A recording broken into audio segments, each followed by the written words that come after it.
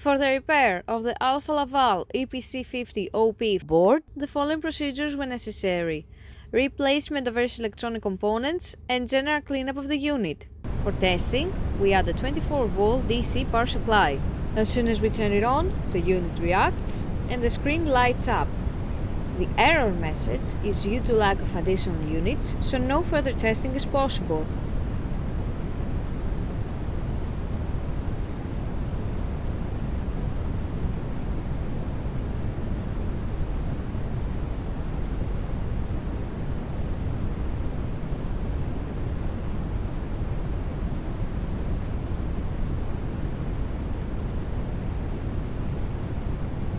It is now clear that the board is working successfully and is ready to be delivered to the customer.